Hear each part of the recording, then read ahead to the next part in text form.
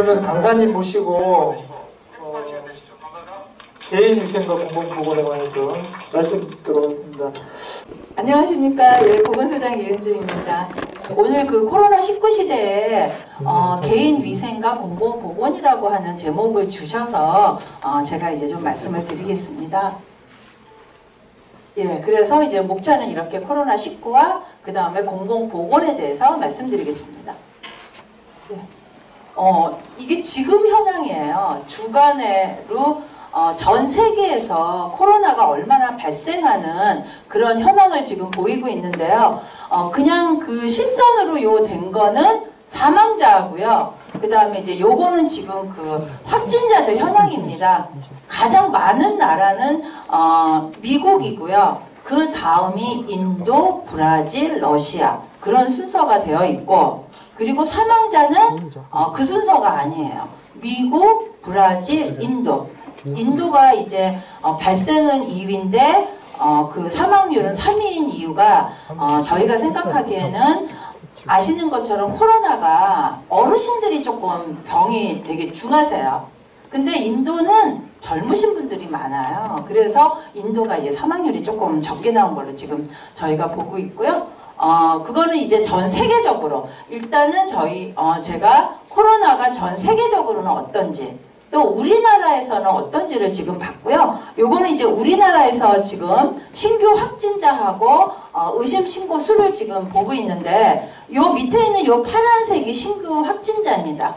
요게 우리 그때 그 대구의 신천지 상황이고요. 그리고 나서는 그 5월 달에 연휴 지나면서 이태원 발에 요때 막 생겼었고요. 그런 후에는 그냥 계속 그냥 뭐 한 50명에서 100명 정도 생기다가 지금 이제 한 400명까지 올라간 게 8월 15일 이후인데, 뭐 여러 가지 이유로 해서 뭐 예, 이런저런 말들을 하고 계시는데, 어쨌건 저희가 보기에는 그때 이제 교회 쪽에서 이제 생기는 경우가 많이 있어서 그때 이제 한 400명까지 올라갔고요. 그 다음에 이제 100명으로 줄어드는가 하면은 중간에 뭐 해외 입국자가 많이 생긴다든지, 아니면 이제 여러 뭐 요양원 해서 한 번씩 조금 100명을 넘어갔다가 다시 내려왔다가 넘어갔다가 내려왔다 하는 게 지금 요게 현 상황입니다. 예, 지피지기 백전백승. 그래서 도대체 코로나가 어떤 애인지를 알아야지만은 알아야지만은 우리가 거기에 대비를 할 수 있을 거라고 생각이 들어서 제가 코로나가 어떤 애인지 말씀을 드리겠습니다. 어떤 바이러스인지. 예. 다들 너무 많이 보셨죠? 그래서 이제 이게 코로나 바이러스고요.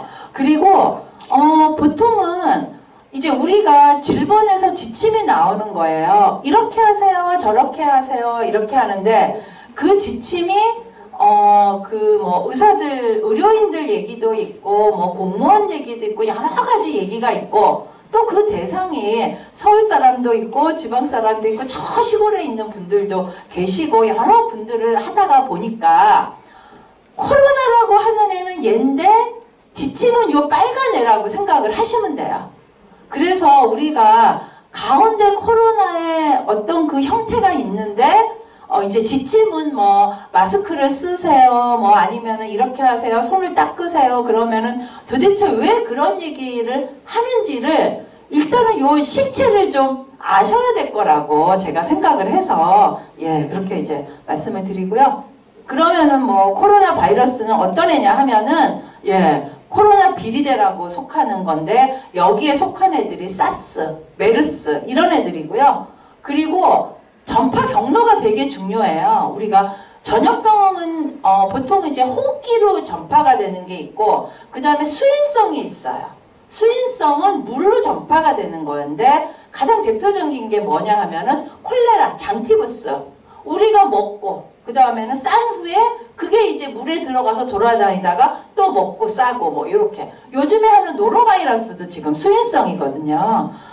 그리고 그 다음에 호흡기 같은 경우에는 뭐 인플루엔자 바이러스라든지 뭐 폐렴이라든지 그런 여러 가지 바이러스로 인해서 하는데, 얘가 이제 호흡기라고 얘기를 안 했어요. 지금도 이제 정부에서는 호흡기라고 얘기를 하지 않는 이유가 비말이라는 얘기를 써요. 근데 비말이 도대체 뭐냐가 되게 중요한 거예요. 공기 전염이 있고 비말 전염이 있어요. 공기 전염은요, 얘가 바이러스가 되게 가벼워서 그냥 공기를 이렇게 떠올려 갖고서는 제가 말을 하면은 저 끝에 있는 사람한테 가고 하는 게 공기 전염이에요. 비말은 아니에요. 얘가 너무 가볍지는 않고 그렇다고 너무 무겁지는 않아서 제가 말을 하면은 얘가 막 날아가서 저 끝에까지 가는 게 아니고요. 요 앞에까지 2m까지 그냥 한번 제가 말을 해서 말이 튀기는데 그래서 이렇게 가서 이렇게 떨어지는 거예요. 그러면은 이게 이제 그래서 이제 정부에서는 공기 감염이 아니다라고 하니까 사람들은 공기 감염이 아니고 비말핵이라고 하는데, 그러니까 저 같은 경우에는 비말핵도 어떻게 생각하면 공기처럼 생각을 해야 되고요. 인플루엔자 바이러스 같은 경우에는 그 인플루엔자 균이 우리 몸 안에서 살잖아요. 얘가 밖으로 나와서 밖에 떨어졌다. 1시간 있으면 얘가 죽어요. 근데 이 코로나 바이러스는요, 10시간을 넘게 살고 있어요. 그래서 우리가 이제 뭐 손에 접촉한다든지 그렇게 되면은 그거를 만진다. 그러면은 그거를 만졌는데 가서 손을 씻으면 괜찮아요. 근데 이제 눈을 건드린다. 그러니까 저 같은 경우에는 얘가 비말핵이래 라고 하는 거를 안 순간부터 눈이 가려워도 절대 이 손을 갖다 씻기 전에는 눈을 안 만지는데, 그런 거를 알지 못하는 상태에서 그냥 마스크 잘 쓰세요, 손 잘 닦으세요 라고 얘기를 하면은, 근데 우리가 마스크 정말 95% 잘 써요. 그 5%에 안 쓴 순간에 전염이 되고, 그러니까 우리가 어떤 순간에 내가 마스크를 써야 되나 벗어야 되나 손을 씻어야 되는 거를 모르기 때문에 어떤 분들은 너무 과잉으로 막 밖에도 안 나가시는 분이 있고, 어떤 분은 좀 해줘야 되는데 또 안 하는 분들이 있어요. 그래서 저희가 이제 비말핵으로 해서 전염이 되는 거를 아시고요. 그 다음에 잠복기라고 하는 게 되게 중요해요. 이 잠복기가 1일에서 14일.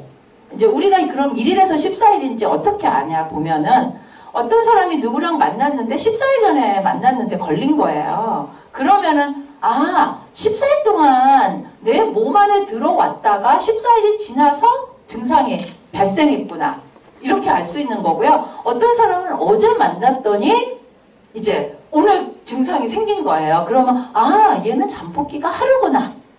근데 이게 우리가 한두 명을 한다고 나오는 게 아니에요. 그냥 보통은 이제 잠복기가 처음에는 뭐 하루에서 뭐 열흘이에요 라고 했는데, 환자가 너무 많이 생기다 보니까 계속 물어보죠. 그랬더니 자기는 마스크 잘 쓰고 아무하고도 안 했는데 어제 쟤랑 만났는데 오늘 생겼다, 그렇게 얘기가 하면은 이게 이제 그 잠복기가 그렇게 나오는 거고, 또 잠복기가 왜 중요하냐면 자가격리를 얼마나 시킬 거에 중요한 거예요. 그러니까 어떤 분들은 누구랑 접촉을 했어. 근데 그 A가 확진자인 거예요. 그러고 나면은 오늘 검사를 했는데 음성이 나오면 저 이제 괜찮은 거 아니에요? 검사했는데 괜찮잖아요 라고 말씀을 하시거든요. 잠복기라고 하는 거는 내 몸 안에 균에 들어와서 언제 증상이 생길지 모르는 거예요. 저희가 그거를 14일이라고 생각을 해서 검사를 해서 음성이 나왔지만 언제 그 병이 밖으로 나올 수 모르니까 14일은 집에 있으세요 라고 해서 저희가 이제 14일을 했고요. 초창기에는 접촉하고 나서 한 4일에서 7일 정도의 검사를 하면 양성이 제일 많이 나오더라고요. 100%가 아니고. 그래서 내가 어제 확진자랑 만나서 커피를 마셨는데 그 사람이 나랑 커피 마고 집에 가다가 검사했는데 양성이 나온 거예요. 그래갖고서 전화가 왔어요. 야, 나 어제 검사했는데 양성 나왔어. 그러면은 이분이 막 가슴이 막 콩캉콩캉콩캉 한 다음에 보건소에 와서 검사를 하시는 거예요. 하루밖에 안 지났는데. 그러면 음성인 거예요. 그러면 이분이 괜찮다고 생각을 해서 막 돌아다니다가 열흘 있다가 증상 생겨서 검사하면은 양성 나오고 그러거든요. 외국이 지금 다 그런 상황이에요. 그래서 저희가 항상 잠복기를 얘기하는 게, 아, 내가 누구랑 만났는데 잠복기가 있으니까 그 사이에는 언제 발병할지 모르겠다라고 생각을 해주셔야 되고요. 제가 이제 이렇게 좀 자세하게 하는 이유가 바이러스가 다 그래요. 이게 코로나만 그런 게 아니고 바이러스가 다 그렇기 때문에 바이러스가 어떤 애라고 하는 거에 대해서 기본적인 거를 아시고 그때그때 특징만 아시면은 지피지기 백전백승 이렇게 돼서 제가 조금 설명을 해드린 거고요. 그리고 이제 발열, 권태감, 기침, 호흡곤란, 폐렴 등 증상이 있는데 냄새 못 맡는 증상이 있어요. 우리가 이제 그 옛날에 인플루엔자도 되게 유행을 했고 했는데 인플루엔자 같은 경우에는 증상이 생기잖아요. 그러면 환자분들이 너무너무 아파갖고서는 밖에 나오지를 못하세요. 그래서 막 열이 나고 심해서 난 진짜 독감 같아요. 그러면은 검사하면 양성 나오고 그 다음에는 타미플루 약 먹고 5일 있으면 좋아지고 그랬거든요. 그랬는데 그렇게 하다 보니까 우리가 인플루엔자를 막 잡았잖아요. 근데 인플루엔자는 문제가 증상이 생기기 하루 전에, 오늘은 제가 말짱했어요. 근데 내일은 제가 이제 막 열난 거예요. 올해부터 남한테 퍼뜨리기 시작한 거예요. 그래서 이제 저희가 아니 증상이 있을 때는 마스크를 쓰고 다녔는데 그때는 마스크가 없었거든요. 안 했거든요. 사람들이. 그랬는데 어제 내일 증상이 있어서 가서 검사했는데 양성 나왔는데 오늘 만난 사람들한테 제가 다 퍼뜨리는 거예요. 그러면서 이게 막 퍼졌거든요. 근데 얘는 지금 여기에는 하루라고 되어 있고 저희가 처음에는 하루인 줄 알고 있었어요.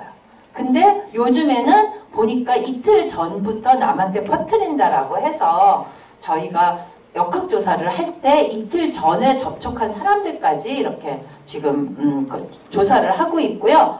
냄새 못 맡는 증상이 이제 다른 증상은 없는데 냄새만 못 맡는 분들이 있어요. 그래서 저희 이제 환자분의 외국에서 오셨는데 그때는 해외 입국자들을 저희가 자가격리하기 전에 친구들하고 모처럼 만났다고 신났다고 이제 막 노는 거예요. 하루 종일 술 먹고 놀았는데 야 근데 내가 냄새를 못 맡아 이렇게 말을 하니까 친구가 야 근데 냄새 못 맡는 게 코로나 증상도 한 가지래.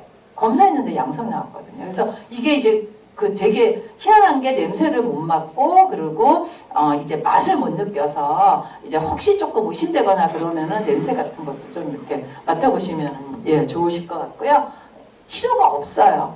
저희가 제일 힘든 게 인플루엔자 때는 타미플루 먹으면 그냥 됐거든요. 그래서 그리고 타미플루가 이제 인플루엔자는 열이 너무 많이 나서 되게 힘들어했고 타이레놀 먹어도 열이 안 떨어지고 약 먹으면 좋아졌거든요. 근데 이 코로나 바이러스가 이제 우리가 이제 그 바이러스의 폭풍의 시대라고 하는 책을 보시면 아시는데요.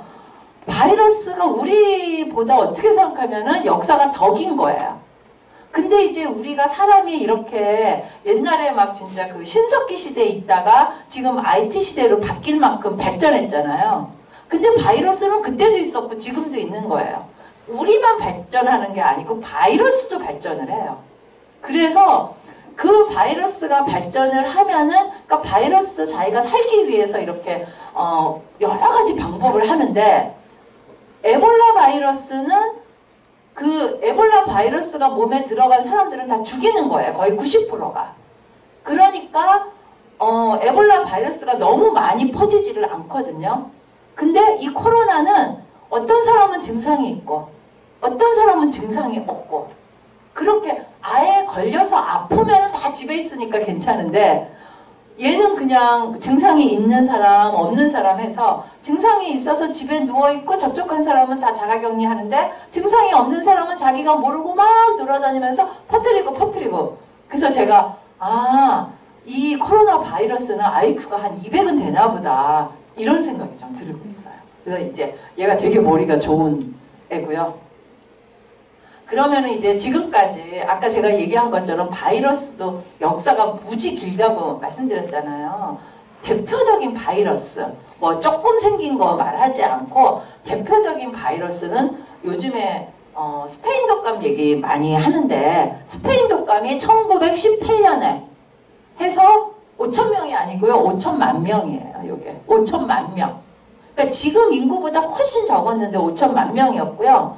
1918년에 끝난 게 아니고 18, 19, 20년 해서 18년에 1차로 했다가 또 19년에 2차 했다가 20년까지 해서 전 세계를 다 돌아서 그때 그 스페인에서 우리나라에도 한 1919년, 20년에 걸려서 몇십만 명이 죽었어요. 그때 우리가 일제 때. 예. 그리고 이제 그 외에는 이제 우리가 웨스트나일 바이러스라고 해서 미국에서 15,000명 사망, 1968년에 홍콩 독감했을 때 70만 명, 그 다음에 이제 스와인플루 해갖고서는 조류 독감해서 15,000명. 이게 되게 유명하고 지금 코로나는 이제 우리는 아무도 그 1918년 독감을 경험을 거의 못했잖아요. 그러니까 그 이후에 정말 강력한 그 바이러스가 이제 온 거고요. 그래서 요거는 그 감염병 위기 수준이라고 일본에서 이제 얘기를 하는데 우리가 감염병 재난 위기가 관심, 주의, 경계, 심각 이렇게 되어 있어요. 그래서 요거 단계를 보고 내가 조금 신경을 써야겠다라고 하는 단계가 언제인지만 아시면 돼요. 무슨 얘기냐 하면은 해외에서는 이제 관심이라고 하는 거는 우리나라 이제 국내하고 있는데 전염병이 뭔가 한가 발생했구나 그렇게 하면은 이제 우리나라에서는 질병관리청에서 발생했대 이렇게 하고 아는 정도예요. 주의라고 하는 거는 우리나라에서 그냥 몇 명이 걸렸대 그러면은 이제 우리 보건소 담당들은 보건소에서 이제 몇 명이 생겼으니까 우리 조금 신경 써야겠다라고 하는 거고요. 경계라고 하는 거는 지역사회 전파가 되면은 구청에서 우리 주민들 좀 보호해야겠으니까 신경을 쓰는 거예요.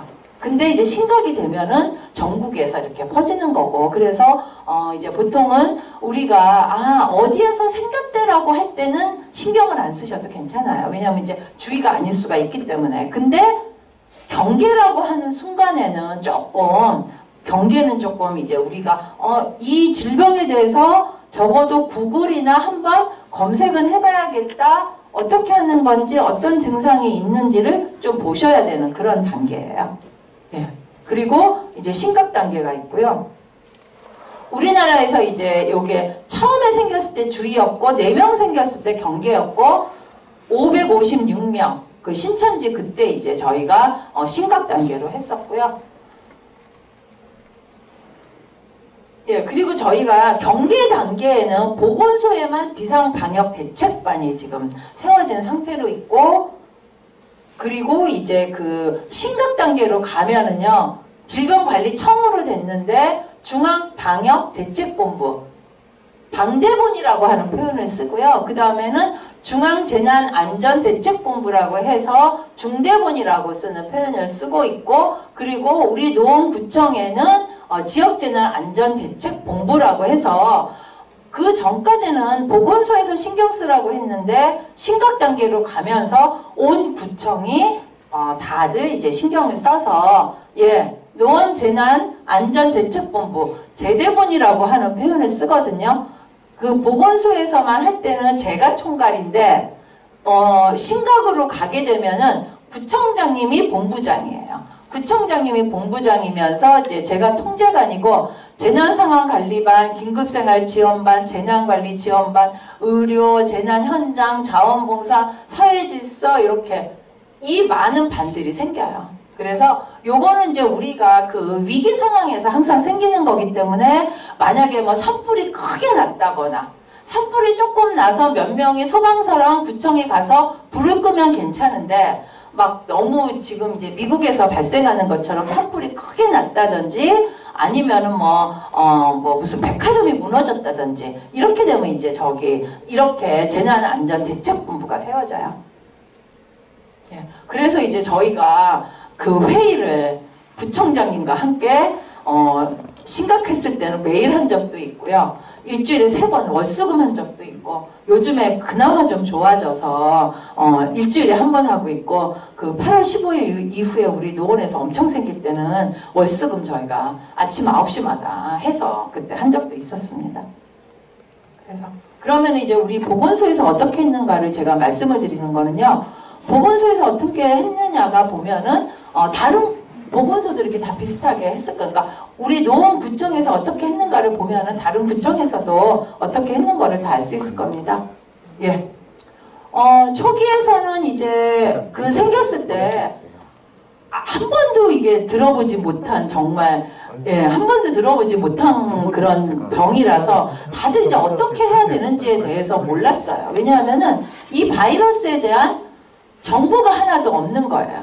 그러니까 내가 어떤 사람이 오는데 그 사람이 키가 엄청 크고 힘이 세 그러면은 도망간다든지 아니면은 그 사람은 몸이 좀 재빨라 그러면 몇 명이 달려가서 잡으면 되는데 이 코로나는 도대체 얘가 힘이 센지 키가 작은지 이런 거를 몰랐거든요. 그랬는데 이제 그 우한 쪽에서 그래서 이제 저 같은 경우에도 그렇고 우리 직원들도 그렇고 CNN도 계속 보고 있고 그 다음에 전 세계 뉴스 같은 거를 봤는데 봤더니 비말핵이라는 거예요. 예.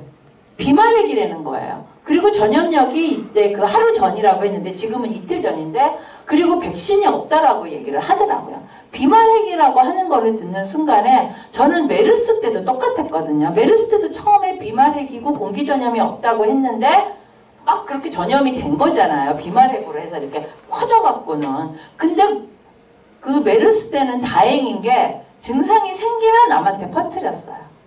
증상이 없는 무증상이 없었고 증상이 없을 때는 남한테 안 퍼뜨렸어요. 그러니까 내가 오늘 출근했는데 갑자기 콧물이 아니 뭐 재채기가 뭐 기침이 났다. 그럼 마스크 쓰고 그냥 집에 오면은 남한테 안 옮기는 거예요. 근데 이 코로나는 하루 전에 이게 전염력이 있잖아요. 그래서 제가 이거는 메르스랑은 좀 다르게 대응을 해야겠다라고 제가 이제 생각을 한 거죠. 그래서 저희 노원구청은 좀 더 선제적으로 좀 과다하게 관리를 시작했어요. 그래서 이제 그때는 좀 과다하게 하니까 사람들이 오버하는 거 아니야? 뭐 그렇게 생각들도 하고 이제 그렇게 했는데 좀 선제적으로 이제 과다하게 했고요.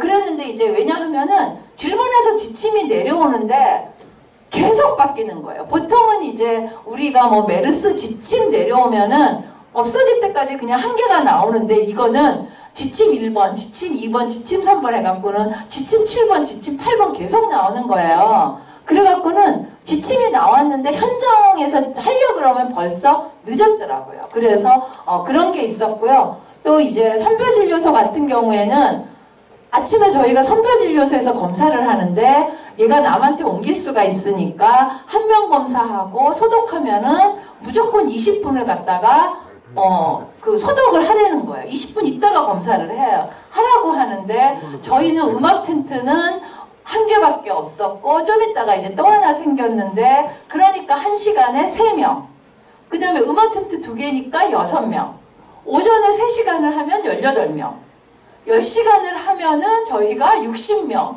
근데 환자들은 아침에 가면은 200명 이렇게 있는 거예요.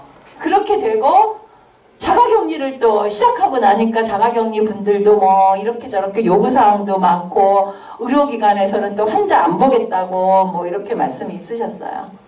예, 이거 이제 지금 우리 보건소 아니고 다른 데 건데 와서 이렇게 줄 서 있는 거예요. 이렇게 따닥따닥 붙어갖고는 이분들은 다행히 마스크 쓰셨는데 그래서 이제 우리 같은 경우에는 건강증진 업무 평생건강관리센터 뭐 치매니 뭐니 이런 거 일단 좀 중단을 좀 하자. 그리고 이쪽에다가 직원들을 지금 배치를 시켰어요. 처음에는 안 했어요. 처음에는 한 달까지 저희가 그냥 감염병 관리팀에 10명도 안 되는 직원이 일을 했거든요. 근데 집에 10시에 가고 12시에 가고 하고 또 오고 했는데 보통은 이제 뭐 한 달, 2달 버티면 끝났는데 한 달이 지났는데 안 끝나고 더 이게 되니까 직원들이 이제 번아웃되기 시작하는 거예요. 그래서 제가 안 되겠다 싶어갖고서는 계속 직원들을 갖다가 감염병 팀으로 차출을 했어요. 그래서 2교대 시스템으로 하고 그때 이제 구청하고 보건소하고 구름다리가 있거든요. 그래서 제가 구름다리 차단해달라고 했고 보건소 입구 차단했고 보건소 출입 차단하고 명단을 확보했어요. 왜냐하면 확진자가 보건소에 들어왔는데 누구랑 만났는지 모른다 그러면은 보건소직원은 다 자가격리 들어가면은 우리가 구청 일을 전혀 할 수가 없거든요. 코로나 우리 노원구가 완전히 손을 놓게 되는 상황이 있어서 저희가 보건소를 문을 닫아버렸고 예 그리고 나서는 이제 그때 제가 직원들 회식하지 마라. 그리고 이 사람 저 사람 만나서 밥 먹지 마라.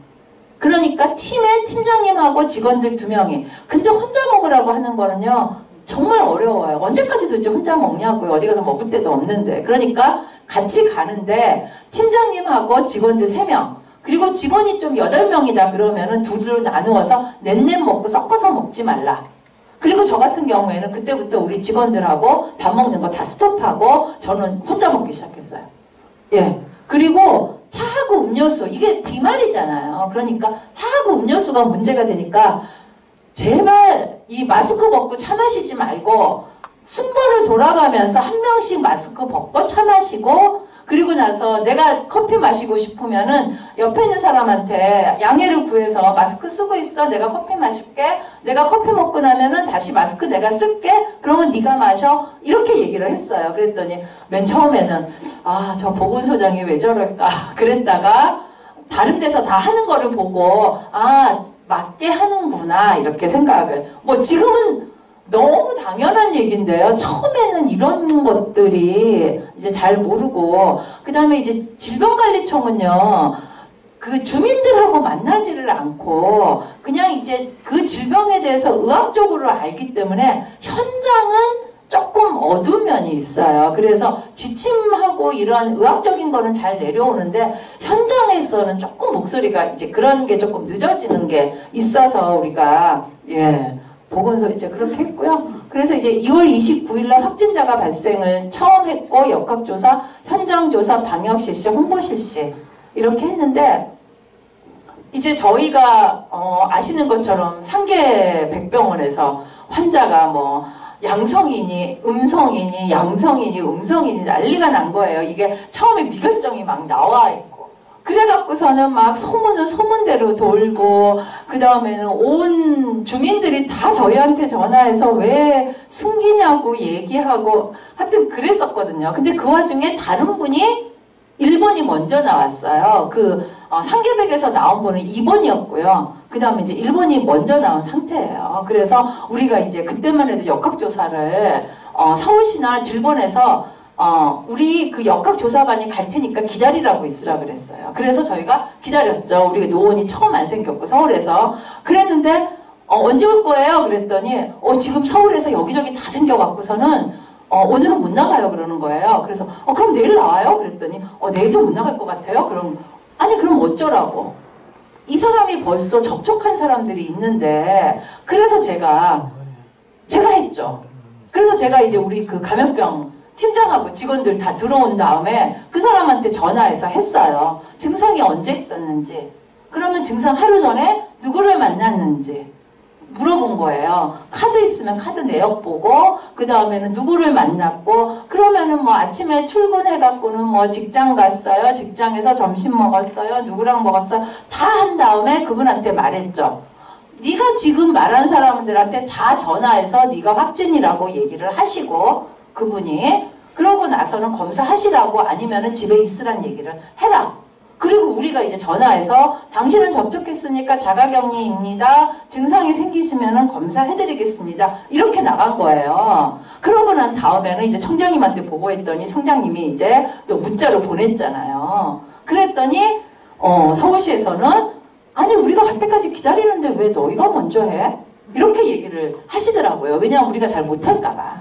근데 이제 저 같은 경우에는 메르스 때 했거든요. 이거를 기다릴 수가 없어요. 메르스 때도 똑같아요. 메르스 때도 안 나오더라고요. 역학조사관이. 그리고 역학조사관이 나왔는데 병원에서 있는 의사선생님이라서 잘 모르시더라고요. 그래서 저희가 이때 했었거든요. 그래서 이번에도 기다렸는데 못 나올 것 같다는 거예요. 그래서 우리가 다 하고 다 조사하고 문자 다 국민들한테 보냈는데 3일 있다가 이제 나오셔갖고서는 했어요. 그래서 이제 그분이랑 우리랑 한 거를 보니까 별반 다르지가 않고 그분은 이제 빨리 가시고 그게 이제 1번, 2번, 3번, 4번 다 똑같은 일이 이제 생겼어요.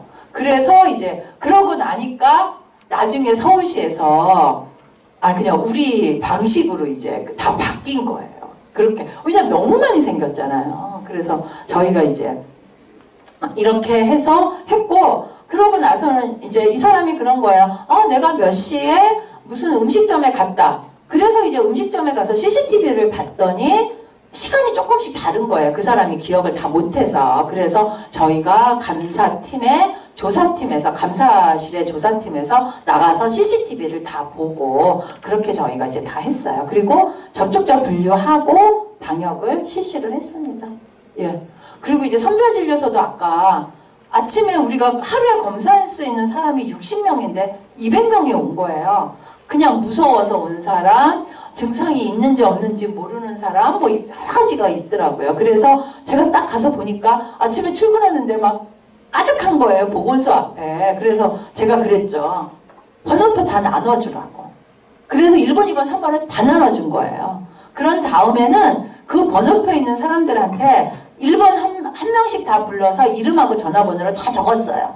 그런 다음에 그분들한테 어떻게 얘기를 했냐면은 지금 1번부터 10번까지는 보건소 앞에 계셔도 괜찮다고.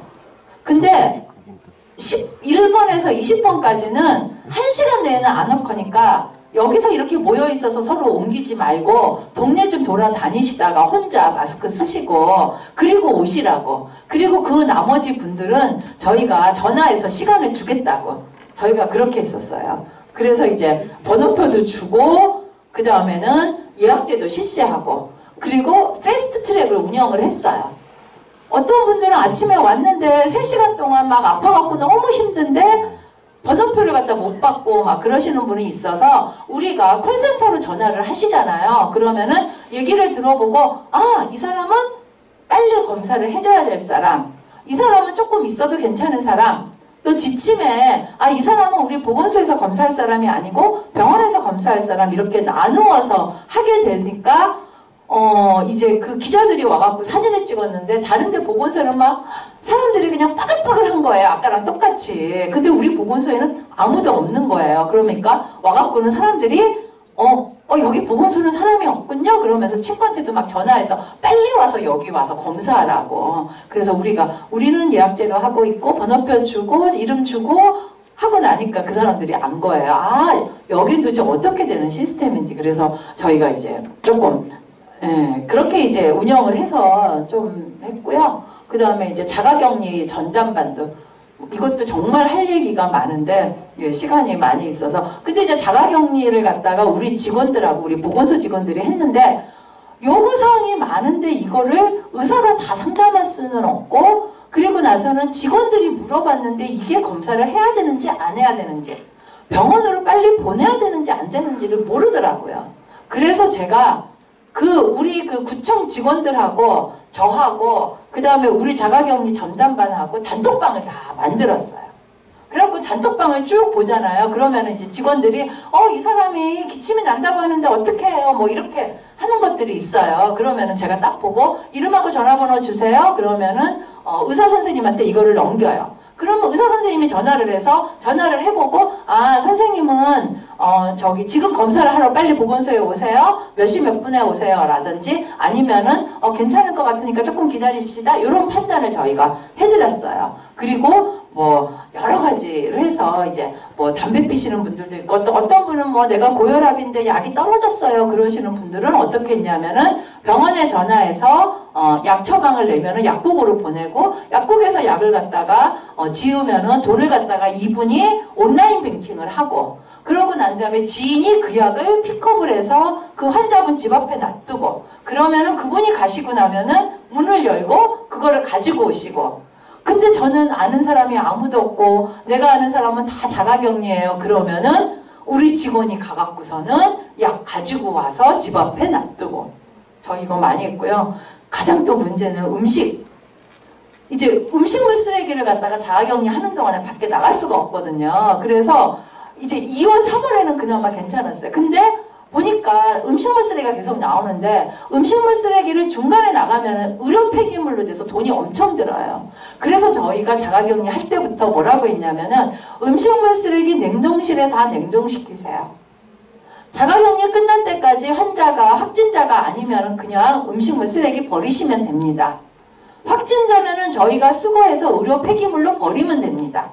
이렇게 얘기를 했거든요. 그랬더니 이제 괜찮았는데 이제 막 더워지면서 어떤 분은 음식물 쓰레기가 너무 이제 많다가 보니까 구더기가 나온다는 거예요. 그래서 그래서 이제 우리가 냉동실에 넣으라고 했는데도 이제 그분이 이제 그렇게 된 거예요. 그러면서 어떻게 이거를 내가 어떡하냐고 막 그러시는 거예요. 그래서 제가 전화를 이제 드린 거죠. 선생님 그렇게 하시면은 저희가 수거해서 의료 폐기물로 버려드리겠습니다.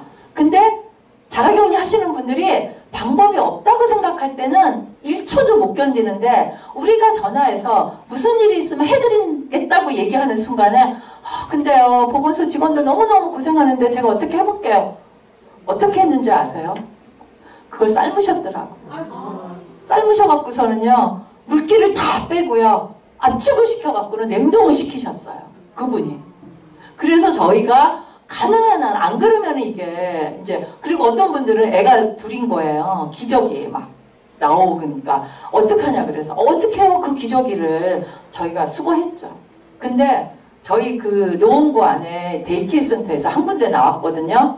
근데 그분들은 그 5층을 저희가 다 그 코호트 격리를 했어요. 20분을 기저귀가 저희가 이제 기저귀를 어떻게 하냐고 얘기를 해서 버리려고 했더니 하루에 나온 기저귀가 의료 폐기물에 120만 원이 나가더라고요. 그래갖고는 제가 이제 국장님한테 부탁을 해갖고서는 냉동고를 큰 거를 가지고 와서 일단은 냉동고에 차곡차곡 넣으세요. 격리 기간 끝난 다음에 확진이 안 나오면은 이거 그냥 버리시면 됩니다. 그랬거든요. 근데 하루 있다가 전화가 왔어요. 다 찼다고. 하여튼 그래갖고는 저희가 이거를 갖다가 이제 버리려고 제가 버리라고 했는데 120만 원인 거예요. 하루에. 그러면은 14일 동안 1,500만 원인 거예요. 그래서 이제 했는데 3일 있다가 거기 증상이 있어서 검사했더니 확진 나왔잖아요. 그래서 그 3일 동안 모은 기저귀 다 의료 폐기물로 해서 몇백만 원 저희가 버렸고요. 그 다음에 다시 모아서 이제 그냥 꽁꽁꽁꽁 묶어 나가고서는 결국은 나중에 이제 확진이 안 나와서 한 적도 있고 정말 얘기가 정말 그냥 밤을 새워서 말을 해도 제가 예. 그리고 이제 했더니 그 자가격리자 가족들 중에서도 증상이 생기는 분이 있어서 저희가 자가격리자뿐만 아니라 자가격리자 가족들도 증상을 체크하라고 그래서 그 가족들 증상을 체크해서 그분들도 검사를 해드렸어요. 워낙은 자가격리자만 검사를 해드리는 건데 저희가 이제 그것까지 좀 해드렸고요.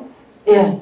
그래서 그렇게 열심히 해갖고는 인구가 우리가 서울에서 노원구가 4번째, 5번째였는데 환자 수는 저희가 10등, 11등 해갖고서는 잘했다고 제가 했거든요. 그랬는데 예, 이게 지금 4월 17일 날 우리가 23명이었거든요. 다른 구 막 60명, 강남구에 60명, 송파에 37명 나올 때 23명 나왔거든요. 그랬는데 이게 지금 언제냐 하면은 10월 달인가 봐요.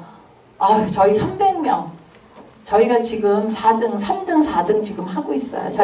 요거 제가 이제 맨날 보고 있는데, 관악이 1등이고요. 그 다음에는 이제 그 사랑제일교회 나올 때는 성북이 1등이었어요. 그래서 관악에서 맨날 1등 하다가 그 사랑제일교회 나오는 그 동안에는 성북이 1등을 했고 그 다음에는 이제 다시 관악이 1등을 차지해갖고선 지금 뭐 계속 관악이 1등하고 있고 그 다음에는 이제 송파가 68만이라서 하고 있고 그래서 제가 너무 속이 상한 거예요. 나는 정말 잘했는데 열심히 일을 했는데 왜 이렇게 됐지라고 했더니 인구수에 비례하더라고요. 이게 하나가 생기고 나면 방법이 없고 저희 아시는 것처럼 8월 15일 이전에 65명이었거든요. 65번까지 갔거든요.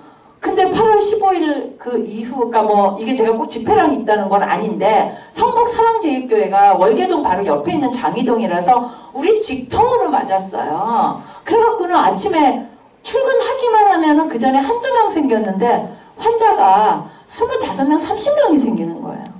환자가 한 명이 생기면은 그거 역학조사를 4명이 붙어갖고는 그 사람한테 이거 물어보고 저런 거 물어보고 이 사람 동선 나가갖고 CCTV 봤는데, 아침에 딱 출근했더니 직원이 세 팔에 갖고는 와갖고 소장님 20명인 거예요. 그런 거예요. 그래갖고서는 20명. 그래갖고 막 저도 역학조사하지, 이제 4명이 모여서 하던 거를 한 명씩 따로따로 다 역학조사를 했거든요. 근데도 20명이니까 그날 안 끝나더라고요.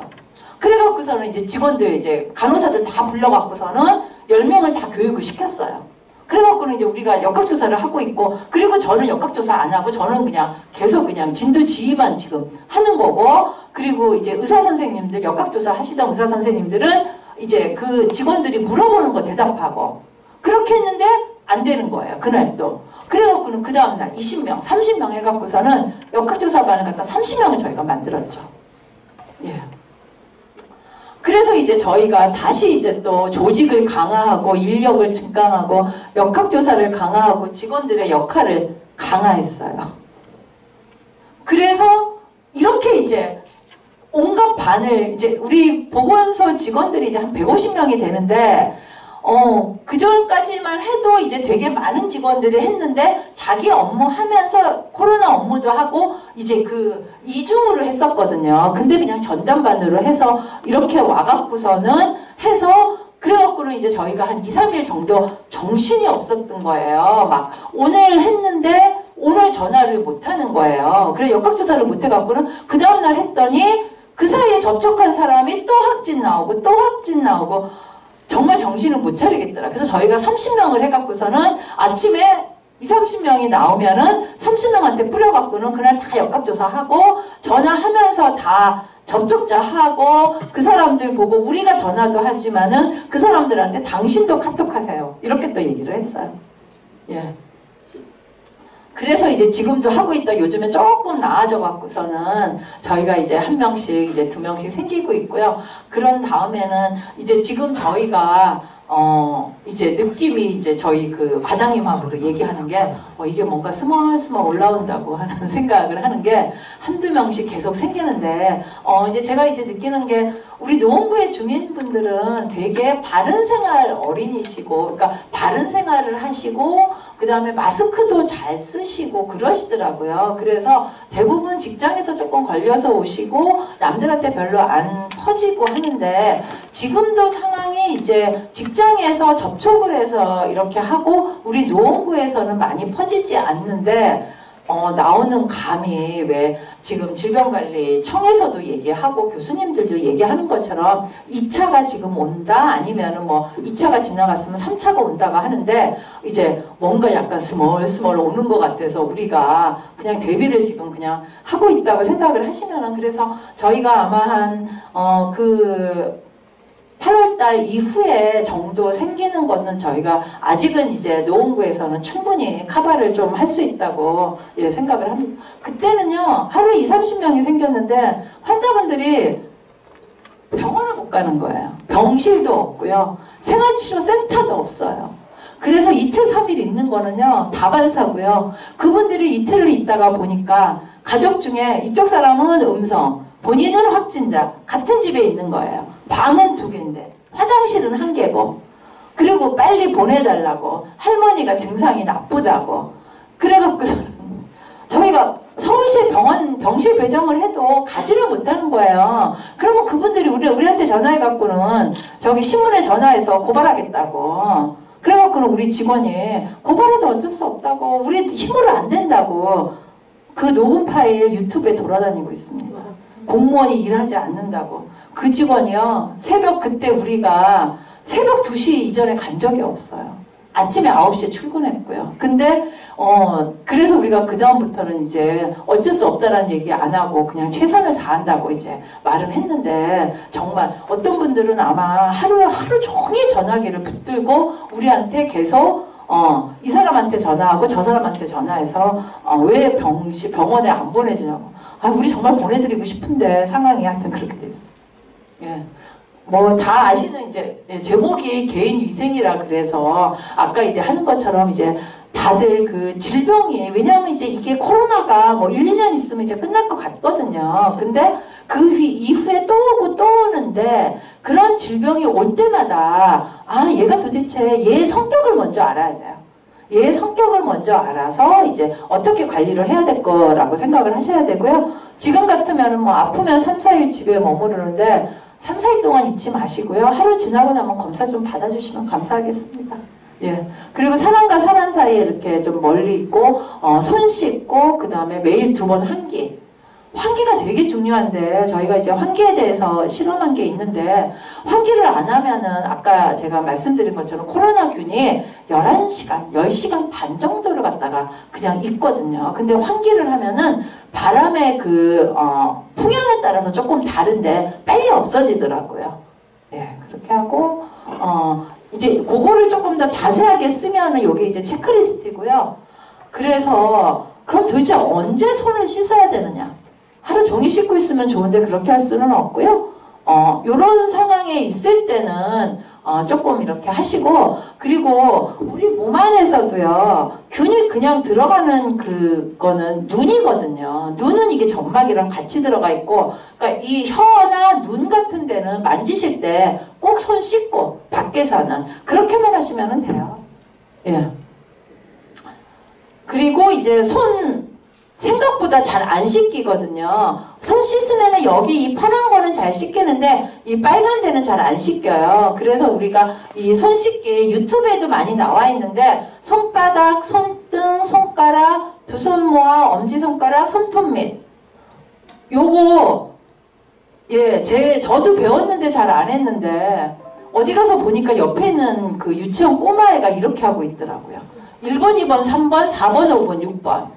그래서 제가 그 다음부터는 열심히 1번, 2번, 3번, 4번, 5번, 6번 해서 꼭 엄지손가락. 그 다음에 마지막에 여기. 예. 그렇게 해서 이제 저는 지금 거의 1번, 2번, 3번 그리고 이제 옆에 직원들이랑 같이 손 씻으면은 보건소장이니까 더 잘 하는 것처럼 보이려고 그 직원 씻을 때까지 계속 씻고 있는데 그러면 그 직원은 또 보건소장 옆에서 또 본인도 또 잘하는 거를 보이려고 그러고 있어요. 그래서 이제 요게 잘 씻느냐 안 씻은 날을 봤는데 이제 물로만 씻은 경우는 이렇게 조금 남아있는데 이제 올바른 손 씻기를 하게 되면은 거의 세균이 없다고 하는 거를 지금 보여드리고요. 네. 그래서 지금 저희가 코로나 어떻게 생각하면은 열심히 한다고 생각을 했고, 그리고 이제 요즘에 요양병원에 있는 분들, 데이스 케어 센터 저희가 우리 노원구에 1760명이 계시는데, 60분이 계시는데, 저희가 지금 어제 오늘 해갖고는 1400분 정도를 검사를 지금 다 해드렸고요. 그리고 뭐 학교에서 생기거나 할 때는 일단은 저희는 지금 선제적으로 열심히 하고 있습니다. 예. 그리고 이제 그 다음에는 이제 공공보건인데, 그러면 이제 공공보건에 대해서, 건강권이 있고, 이제 보건하고 의료하고 되게 헷갈리는데요. 보건은 의료 집단에 대한 거예요. 비치료적, 비의료적. 의료는 의료 전문직이 개인한테 하는 게, 이렇게 조금 차이가 있어요.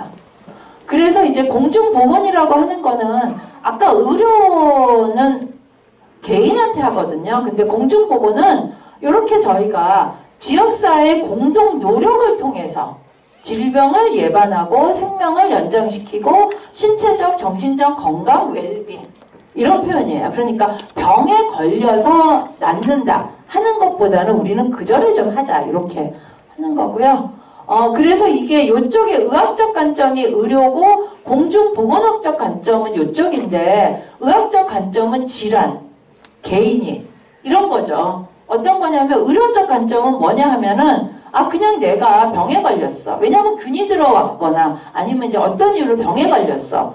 개인이 병에 걸렸어. 내가 지금 아픈데 의사한테 갔더니 의사가 낫게 해줬어. 하는 게 그 의료적 관점이고요. 그 다음에 공중보건학적 관점은 어떤 거냐 하면은 내가 균이 들어와서 걸린 게 아니고 생활 습관이 조금 문제가 있어. 그리고 생활 습관이 문제가 있을 때는 누가 관여를 하느냐. 주민보건의료 전문가, 행정당국이 개인한테 우리가 평생건강관리센터에 오면 개인한테 설명하기도 하고 학교나 아니면은 경로당이나 다 가서 모여서 집단한테 하는 거예요. 그래서 네가 지금은 괜찮은데 이런 거를 잘 안 하면 아플 수가 있으니까 아프기 전에 잘 관리를 하자 라고 하는 개념이 이제 공중보건학적 개념인 거예요. 생활 습관을 하고. 요 사회환경학적 접근은 뭐냐 하면은 이런 거예요. 이거는 너가 게을러서 운동을 안 하는 게 아니고 내가 살고 있는 이 사회가 내가 건강하지 못하게 하는 거야. 그럼 도대체 어떤 경우에 내가 건강하지 못하게 하느냐? 아니 나는 운동을 하려고 그러면은 집에서 끝난 다음에 직장에서 끝난 다음에 집에 와서 운동을 해야 되는데 딱 나오는 순간에 깜깜한 거예요. 근데 밖에 나가면은 무슨 강도로 당할 것 같고 너무 무서운 거예요. 여자분들은, 남자분들은 잘 안 그러시는데 여자분들은 이런 게 있는 거예요. 나는 운동은 너무 하고 싶은데 이 상황이 안 좋아서 못해. 아니면은 나는 걷기를 하고 싶은데 걸으려고 하면은 공원 가서 하면 참 좋은데 우리 집에서 공원까지 가려고 하면은 30분을 걸어야 되고 거기에는 차길밖에 없어서 가다가 내가 잘못하면 교통사고로 죽을 수가 있어. 이런 경우가 지금 사회적, 환경적인 거거든요. 그래서 우리가 지금 이제 노원이 건강도시 사업을 하고 있는데 이런 것 때문에 지금 저희가 길을 엄청 지금 청장님이 막 그 천이라든지 당연청, 중랑청 만들고 있거든요. 그래서 이런 관점이 지금 사회적, 접근적 관점인 거예요. 그래서 이제 공중보건윤리는요, 생명윤리는 의료예요.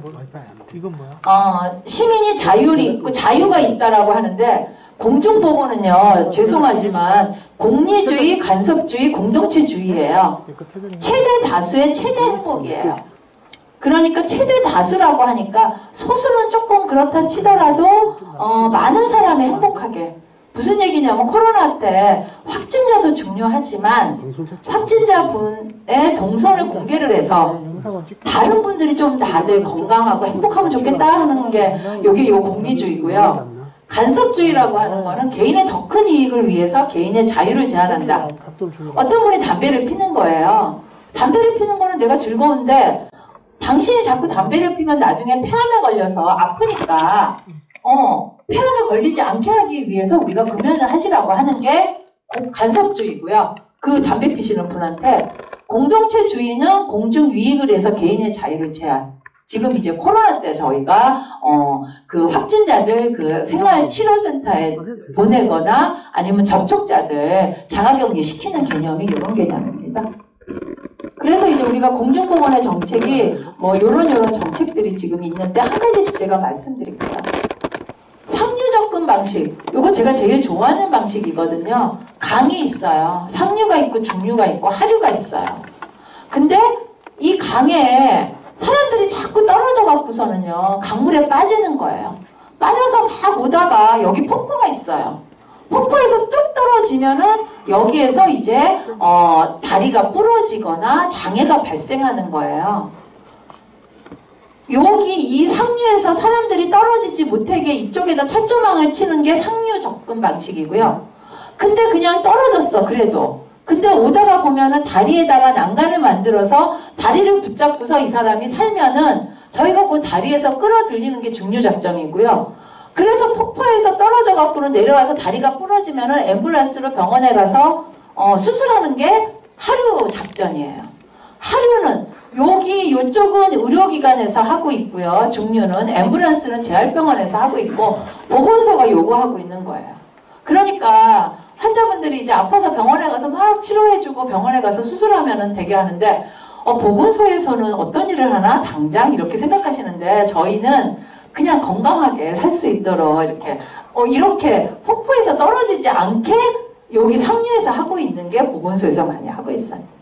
그래서 이제 보통은 그 상류에 있는 것들이 정책이라든지 그 다음에는 이제 사회적인 불균형, 형평성의 문제고요. 요 미드스트림에 이제 환경하고 행동 그리고 그 폭포에 떨어져 갖고는 앰뷸런스가 이제 병하고 그 다음에 이제 이런 그 사망료 이런 것들이 이제 요거 되게 유명한 거고요.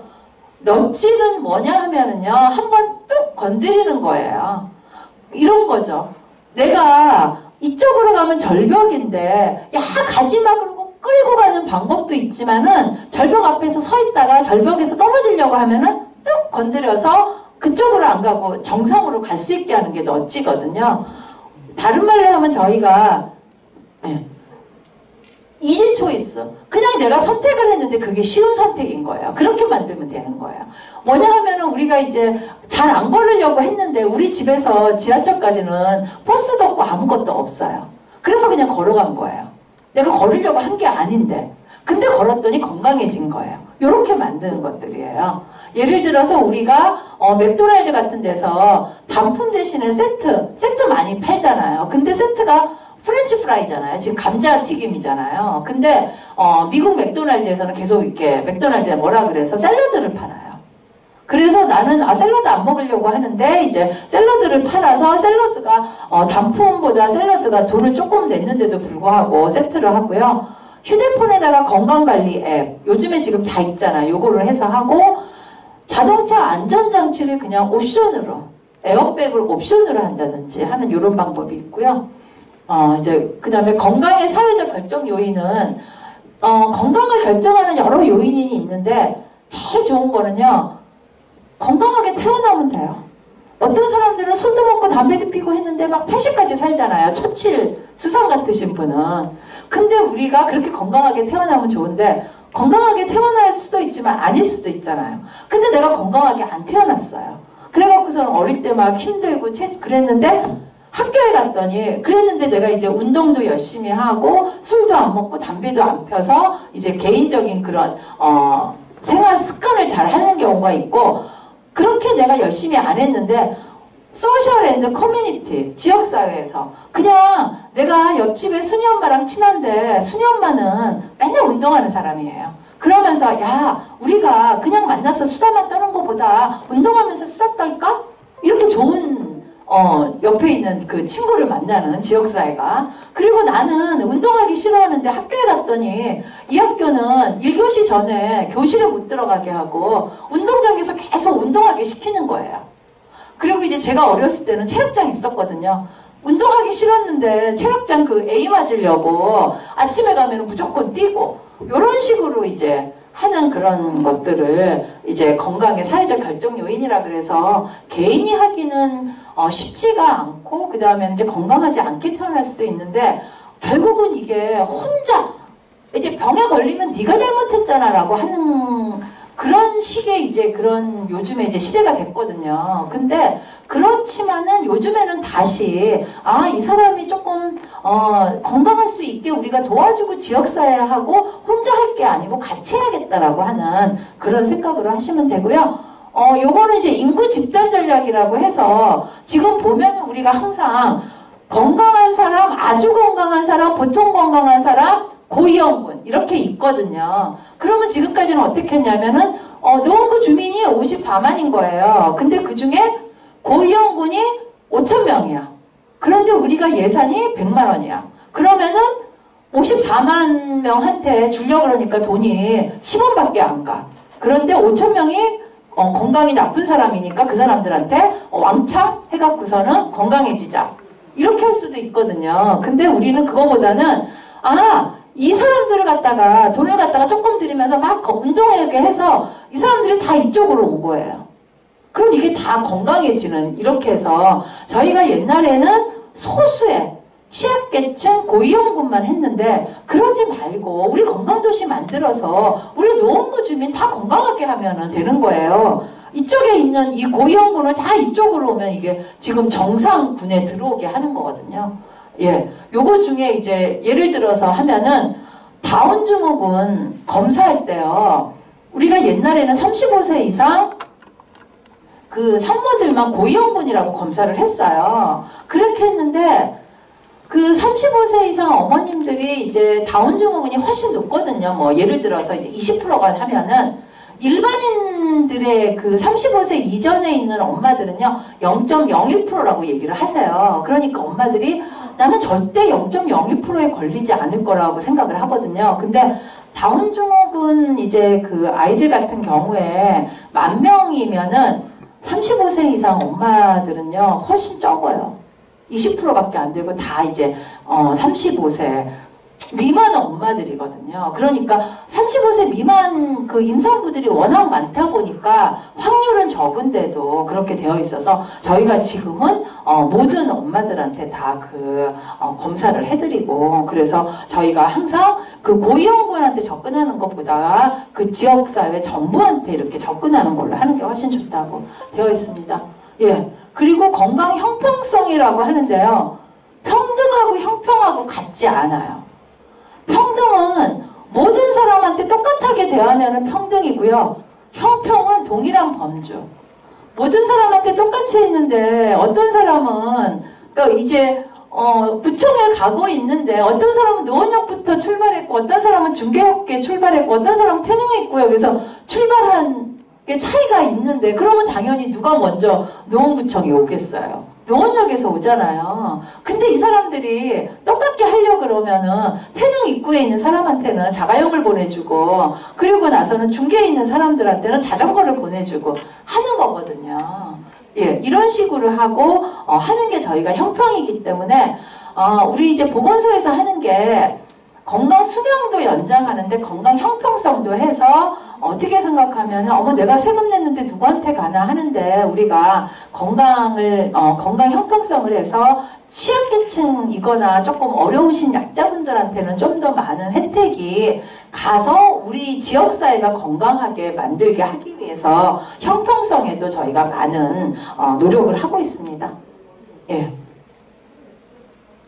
그래서 저희가 이제 형평성이라고 하는 거는 인구 집단간 회피할 수 있고 교정 가능한 건강한 사회의 차이가 없는 상태를 지금 얘기를 하고요. 예, 지금 시간이 이제 8시 15분이라서 제가 얘기한 거는 다 끝나서 요거는 그냥 보건소에서 어떤 거를 좀 하는 것만 그냥 간단하게 설명하는데 보건소는요, 지역보건법에 있어요. 그냥 법에서. 있어갖고는 하고요. 그래서 우리가 보건소는 어떻게 되어 있냐면은 각 지역마다 한 개밖에 못 두는 거예요. 어떤 병원에서 사람들이 보건소 되게 좋아하니까 나도 의료기관 할 때 보건소라고 짓고 싶다. 안 돼요. 그냥 한 개밖에 안 되고 그리고 보건소가 하는 게 있어요. 건강을 증진하고 질병을 예방 관리하기 위해서 설치를 지금 하는 거고요. 보건소에서 하는 일들이 이런 게 있다고 법에 정해져 있어요. 지역보건법에. 그래서 보건소에서 이런 일 안 하면은 너희 왜 안 하니라고 한 번씩은 물어보셔도 돼요. 예산이 없어서 못하거나 뭐 인력이 없어서 못하지만은 언젠가는 우리가 해야 되는 거고 좀 그렇게 생각하기 때문에 하고 있고 이제 우리 노원구 보건소에 지역보건 의료계획이라고 하는 거는 저희가 만성질환은 만성질환 계획표가 있고 당뇨는 당뇨 계획이 있고 계획서가 있고 여러 가지가 있는데 지역보건 의료계획은요 보건소 전체 계획이에요. 그래서 지역보건 의료계획을 보시면은 우리 내가 살고 있는 노원구가 어떤 방향으로 하려고 하네? 어떤 일을 하네? 라고 하는 보건소에서 하고 있는 모든 사업이 다 여기 나와 있습니다. 예, 저희가 전략은 이런 전략을 하고 있고요. 그래서 이제 보건소가 시대별로 조금씩 차이가 있어요. 예, 이렇게 있고 그리고 이제 보건소 저희가 보건위생과 건강증진과 생활보건과 의학과 보건지소가 있습니다. 예, 여기서부터는 이제 그냥 저희가 우리 이런 프로그램 돌봄 서비스도 있고 자살 예방 사업도 하고 인터넷 중독 저희가 중독관리센터가 있거든요. 을지병원에 지금 위탁해서 하고 있는데 해서 알코올 중독하고 인터넷 중독도 지금 하고 있고 인터넷 중독 때문에 학부모님들한테 유튜브로 해서 저희가 계속 강의도 하고 있습니다. 그리고 이제 치매 어르신들 같은 경우에 희락당이라고 해서 치매 어르신들이 뭐 자꾸 까먹는 거예요. 로션 바르는 것도 까먹고 세수하는 것도 까먹고 머리 빗는 것도 까먹어서 그거를 교육을 시켜주는 건데 저는 한번 가봤거든요. 그랬는데 어르신 2분이 왔는데 이제 한 분이 가발을 썼는데 자꾸 그 직원이 빗을 주면서 머리를 빗으라고 했어요. 그래서 제가 안 돼 저분 가발이야 그랬거든요. 가발이 아니었어요. 떡이 진 거예요. 근데 그분이 말씀도 괜찮으시고 행동도 괜찮으셨는데 머리를 안 빗으셔갖고서는 떡이 져서 저는 정말 가발인 줄 알았어요. 그래서 이제 치매 어르신분들은 이렇게 해주고 그 다음에 옷장이나 이런 거 까먹으셔서 저희가 이렇게 옷장 같은 거 이름 붙여주고 그 다음에는 드라이 하는 거 가르쳐주고 예, 한번 와서 보시면은 되게 예, 집하고 똑같이 생겼어요. 여기 화장실에 가잖아요. 그러면 다 써있어요. 바지를 내린다. 바지 안 내리고 앉으셔갖고서는 실례를 많이 하시거든요. 옷에. 그래서 거기 보면은 1번 바지를 내린다. 2번 찾는다. 예. 그 다음에 앉는다. 그 다음에 물을 내린다. 휴지를 쓴다. 옷을 입는다. 이렇게 쭉 나와 있는 저희가 이제 하시고 있고요. 예, 저희가 또 심폐소생술 교육장이 노원구청에 있습니다. 그래서 하고 있고, 요즘에 코로나 때 심각 단계에서 2.5까지 갈 땐 저희가 못하고 있다가 요즘에 1단계라서 거리두기 하고 지금 하고 있습니다. 예, 감사합니다. 혹시 질문사항 있으시면? 그러니까 잠복기라고 하는 거는 아직은 증상이 안 생겼잖아요. 근데 이 코로나는 증상 이틀 전부터 남한테 옮기는 거예요. 그렇기 때문에 잠복기 중에 증상이 언제가 생기면은 그 전에 이틀 전. 오늘 같은 경우에도 환자분이 지금 이제 3분이 나오셨거든요. 근데 그 중에 2분은 19일 날 독감 주사를 맞으셨고 20일 날 접촉한 거를 아시고 검사를 하셨어요. 그랬는데 이제 독감 주사 맞고 나서 몸살이 있다고 말씀을 하시고 몸살이 있는 상태에서 20일 날 검사를 하셨거든요. 그랬는데 22일 날인가 검사했는데 음성이 나왔어요. 근데 계속 몸살이 있다는 거예요. 그래서 제가 아니 무슨 독감 몸살이 지금까지 가냐고 빨리 코로나 검사 하시라고 그랬더니 아니라고 그냥 독감 후유증이라고 말씀을 하시는 거예요. 그래서 제가 어차피 잠복기에 자가격리 하고 있으니까 계속 이제 그 담당자 보고 빨리 꼬시라고 해서 제가 어제 드디어 전화해서 말했더니 독감, 그래서 제가 아니 그게 독감이 아니라고 한번 검사하시라고 했더니 양성 나온 거예요. 근데 자가격리 하고 있으면은 접촉자가 없어요. 그래서 저희가 그냥 동선도 없고 그냥 되게 그냥 편하거든요. 근데 제일 헷갈린 거는 나는 그냥 맨날 감기에 걸렸어 이러시는 분들이 제일 어려워요. 그 감사의 박수, 그리고 소장님 말고도 애쓰신 보건소 직원, 구청 관계자 이분들이 애쓰셨다고 큰 박수 좀 부탁드립니다.